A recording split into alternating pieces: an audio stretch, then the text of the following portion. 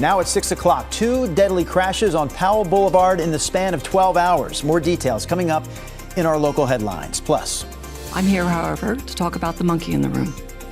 Animal activists in Oregon are calling on legislators to stop state-funded research on primates, but researchers say their work saves human lives. We'll hear from both sides coming up at 6:30. Here's a question for you.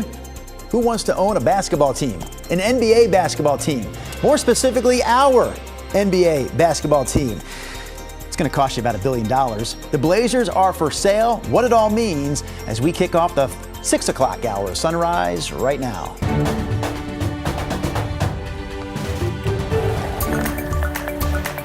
Good morning, and thank you for joining us on your Wednesday. I'm China Green. And I'm Drew Carney. Chris McGinnis and Rod Hill both standing by as well. Rod, we start with you and that Wednesday forecast. Yeah, we're starting to pick up. Chris has eyes on the area through his cameras and helping me out. We are getting more and more spots now showing a little bit of light rain or at least some drizzle out there. We've had that going on at the coast for a while. There's a raindrop and a raindrop. Our Chinook Winds Casino resort camera in Lincoln City. And you can see how low the cloud deck is, just kind of hovering over downtown Portland right now. PDX still being reported as dry.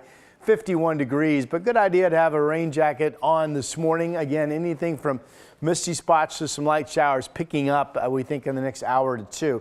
Mainly dry at lunchtime, mid-50s, and then this afternoon, a little bit warmer, 65. Could be some spritzy showers, I call them, mixed in with the sun breaks. Here's Chris.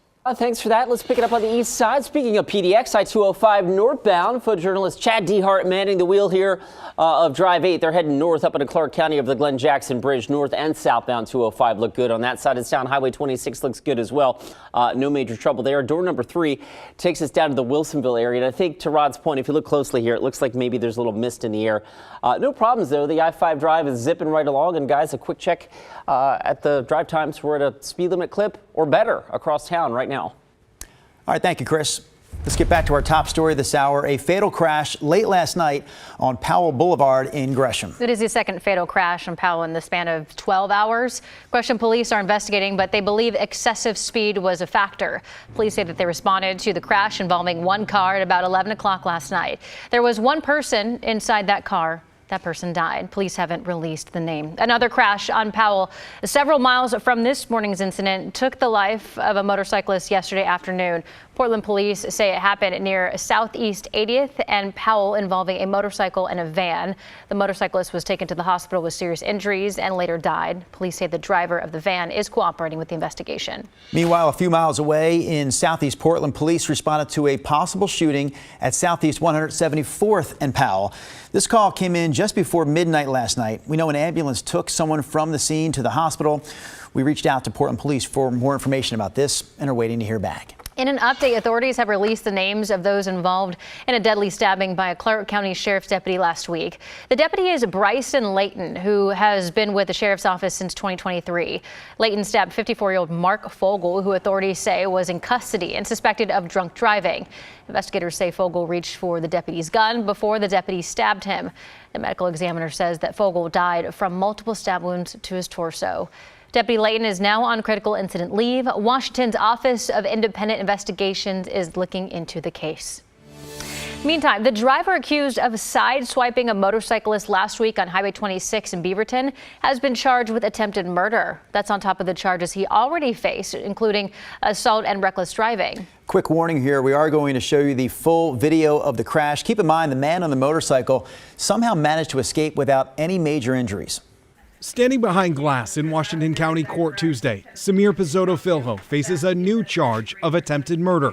That's on top of charges he's already facing of assault, reckless driving, and others. At the spur of the moment, based on nothing more than some hand gestures and some yelling back and forth to try to kill another person with his car. In the morning hours of May 5th, along Highway 26 near Cedar Hills Boulevard, you can see on this dash cam video, Corey Medeiros' motorcycle rides alongside Pizzotto-Filho's van. It appears Medeiros gestures at the driver, and then suddenly, Pizzotto-Filho rams his vehicle into the motorcycle, sending Medeiros to the ground and sliding across 2 lanes of the highway. Pizzotto-Filho then drives off. The motorcycle rider suffered cuts and bruises and a concussion. Can you tell court, as the defendant looked at you and made eye contact, what else did he do? He was grinning right before he jerked his wheel. Later that night, Pizzoto Filho was arrested. Beaverton police shared these photos of the van and its damage. According to court documents, Pizzoto Filho told police that he was a victim of a hit and run the previous weekend. By all intents and purposes, these two people are strangers to each other. In court, the defense argued that there's no proof that he's a danger to the public, citing lack of criminal history and the facts of the case itself. By other witness accounts, both of them were going at high rates of speed, and both of them were weaving in and out of traffic with the complaining witness. The judge set bail at $250,000, and if he is released, he'll be under house arrest and cannot drive anything. Devin Haskins, KGW News. An Eastern Oregon newspaper known for its in-depth investigative reporting is shutting down. For more than 100 years, the Malhir enterprise has served residents of Malhir County. Les Zeitz, a former investigative reporter with the Oregonian, has owned and operated the paper for the past 10 years, but he says he's ready to retire. Over the past decade, Zeitz says the paper has bucked nationwide trends and has actually grown. He attributes the success to the enterprise's investigative reporting. The paper has won a flurry of national awards, but the closure leaves Malheur County without a renowned source of news. The presumption in rural areas is that no one's paying attention, nobody's interested, and that's absolutely not true. We found a readership intently interested in our monitoring of county government, city government, of how people were spending taxpayer money. Zeitz says he looked for someone to buy the paper, but couldn't find anyone with the business and journalism acumen to take it over. The paper will close at the end of May. This morning, we're hearing from the owner of the Portland outdoor gear store Next Adventure after it announced it's closing before the end of the year. The store has grown over the decades from just a 1,600 square feet of retail in Southeast to 4 locations around the area. The biggest store is along Southeast Grand. Though now, after nearly 3 decades, the owners say that they're looking for a new gig, retirement. We're going to go back to our roots and just go play, do a lot more fishing, a lot more hanging out, ride some motorcycles, and do some travel. And I definitely am going to get a lot of ski days in. You know, we still have REI and we still have other outdoor stores, but those that carry used gear that people have enjoyed and are ready to pass on will miss that. The owners say that they'll hold a retirement store closing sale starting after Memorial Day weekend, one that will last into the summer, or as long as inventory lasts, that is. Microsoft planning to lay off 3% of its workforce. That's about 6,000 people. Of that, about 1,900 work in Washington. The company had 228,000 employees as of last year, and this is Microsoft's biggest round of layoffs since 2023. A spokesperson says these cuts are not related to job performance, and one objective here is to reduce layers of management. The University of Oregon recently received a $25 million donation from local philanthropist Jordan Schnitzer. So with that gift comes a new name on campus. The university's School of Global Studies and Languages is now the Jordan Schnitzer School of Global Studies and Languages.